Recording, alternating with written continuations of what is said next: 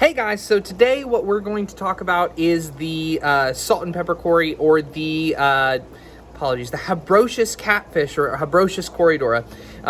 Scientific name is Corydoras habrosus. The Corydoras are really easy for that one because it's usually just their name, commonly used with Corydoras in front of it.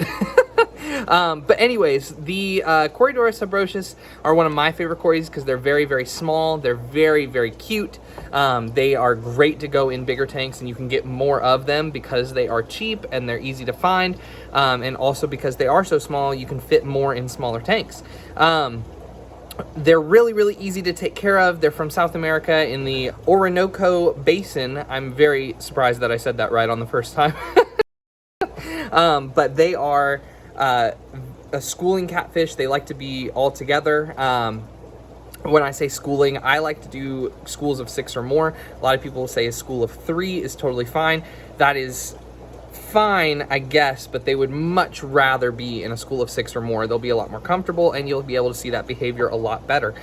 As far as foods are concerned, it's very good to feed them a variety of foods. Just like with any fish, you always want to do a variety. If you just ate chicken, or if you just ate green beans, yes, those things are good for you, but how good is that alone? You need a bunch of different stuff in your diet. So they like to eat dying plant matter. They like to eat, they're mostly carnivorous, so lots of protein in their diet. The New Life Spectrum pellets are a really good way to get them all of that nutrients in one, although feeding them a mixture of flakes and pellets and frozen will be very good for them.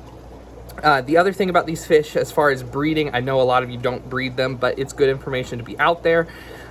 They are a brood kind of hider, so they hide their eggs, and they're a non-garter species, so they do not guard the eggs once they're laid.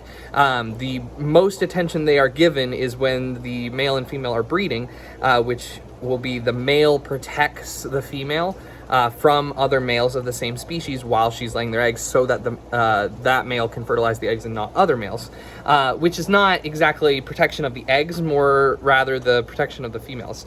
Now, what I've noticed in captivity when I've bred them is they're one of the only species, well, not the only species, but they're one species of Corydoras that are predatory towards their babies, and that is not great.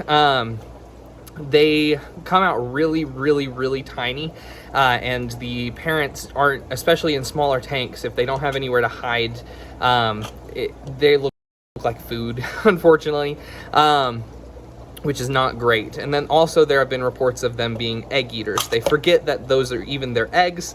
A few days go by, and all of a sudden you have your corys eating the eggs that came from them. Which, isn't great. I would recommend them to go in a tank. I mean, honestly, a school in a 6 or in a 5-gallon, I think is totally fine.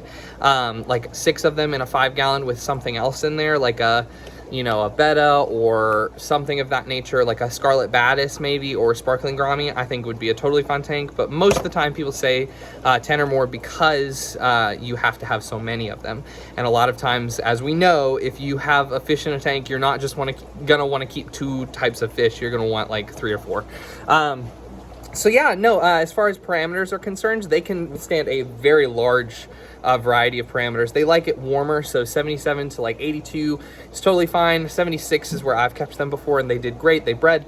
As far as pHs, 6 to 8 is totally fine, but if they're doing well at your store, like I have said in previous videos, they will do fine in your pH because they're using tap water. If they're not using tap water, they're probably not keeping them, not keeping them wrong, but you won't have as much success because their fish are not going to be used to your water. As a fish store, I like to try and keep our water the same as the people around us, meaning tap water. We don't really change our parameters all that much, except for salt water, of course, but that's a whole nother story. This is a fish focus, so we're just gonna stay on track with the Habrosus. They are wonderful. Like I said before, they are schooling. They live around 2 to 3 years. They don't get big at all. In fact, like 3/4 of an inch, I believe, is their top, or 2 centimeters, I think is what that is. But yeah, they're a great little catfish, and I hope that y'all stop by and get some. And if you have any questions about them, always give me a call. at Fish Mania, and we will see you in here.